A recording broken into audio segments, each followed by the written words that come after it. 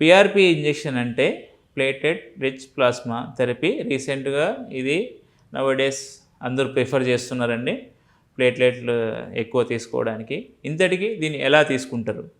ఒక పేషెంట్ తీసుకుంటే కనుక వాళ్ళు బ్లడ్ డ్రా చేసి అక్కడికక్కడే సెంట్రిఫ్యూజ్ చేయడం వల్ల ఒక 5 ml ఆఫ్ ప్లాస్మాని అయితే మనం ఎక్స్ట్రాక్ట్ చేస్తామండి సెంట్రిఫ్యూజ్ ద్వారా. దీంట్లో 2 రకాలు ఉంటాయండి. సింగిల్ స్ట్రెంత్ ప్లేట్లెట్స్ ఉంటాయి, డబుల్ స్ట్రెంత్ ఉంటుంది. మనకు యూజువల్గా డబుల్ స్ట్రెంత్ ఈజ్ ప్రిఫరబుల్ అండి.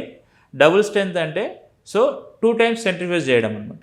సపోజ్ ఒక సెంట్రిఫ్యూజ్ పెట్టినామంటే ఒక ఫస్ట్ సెంట్రిఫ్యూజ్లో ఒక 6 minutes పెట్టినామంటే కనుక మనకు కొంచెం ప్లాస్మా అనేది ఎక్స్ట్రాక్ట్ అవుతుంది.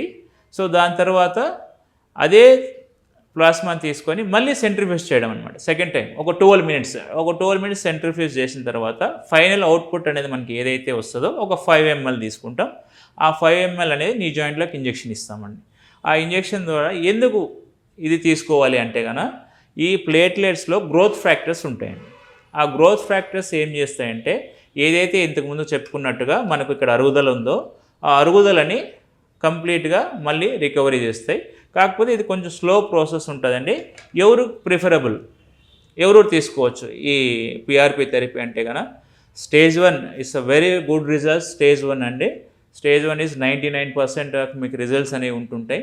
95 to 99% అనేది మీకు రిజల్ట్ అండి. స్టేజ్ 2 అప్ టు 90% వరకు అనేది మీకు రికవరీ అయితే ఉందండి.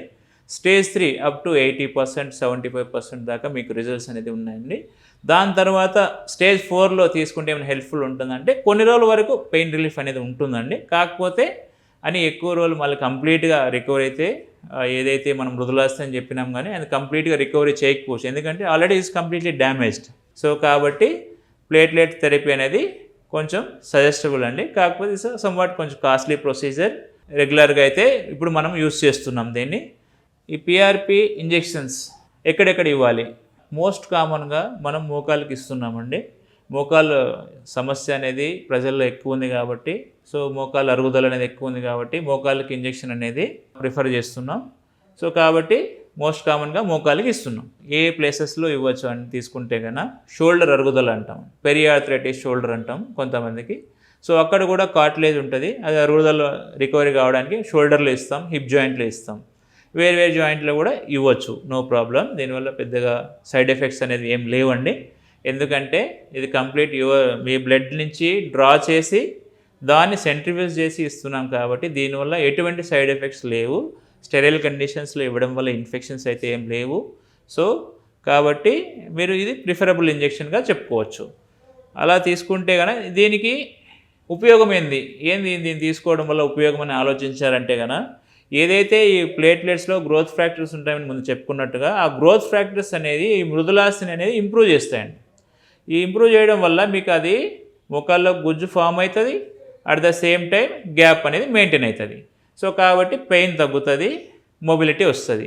కాబట్టి ఇది ఎవరికి మోస్ట్ ప్రిఫరబుల్ అంటే stage 1, stage 2 up to stage 3 వరకు ప్రిఫరబుల్ ఇంజెక్షన్ అండి. దీనివల్ల ఎటువంటి సైడ్ ఎఫెక్ట్స్ అనేది లేవు. ఈ ఇంజెక్షన్ తీసుకున్న తర్వాత ఎన్ని రోజులకి రిలీఫ్ వస్తుంది? అట్లీస్ట్ మినిమం 2 to 3 weeks పడుతుందండి పెయిన్ రిలీఫ్ రావడానికి. First thing. సెకండ్ థింగ్, ఈ ఇంజెక్షన్ తీసుకున్న తర్వాత ఏం చేయాలి, ఏం చేయకూడదు? ఇంజెక్షన్ తీసుకున్న తర్వాత ఇండియన్ టాయిలెట్ యూస్ చేయకూడదు, స్టెప్స్ ఎక్కకూడదండి, కింద కూర్చోకూడదు, మోకాళ్ళ పైన కూర్చోకూడదు, నమాజ్ పొజిషన్లో కూర్చోకూడదు, చక్లా ముక్కలు వేసి కూర్చోండి, పద్మాసనం అంటాం, అదే ఆసనంలో కూర్చోకూడదు. అట్ ద సేమ్ టైం బరువులు ఎత్తకూడదండి. బరువులు ఎత్తారంటే ఆల్రెడీ వెయిట్ బేరింగ్ జాయింట్, ఇంకా అది బరువులు ఎత్తడం వల్ల ఇంకా ఎక్కువ అరుగుతుంది. కాబట్టి ఈ ప్రికాషన్స్ అయితే కంపల్సరీ తీసుకోవాల్సి ఉంటుంది.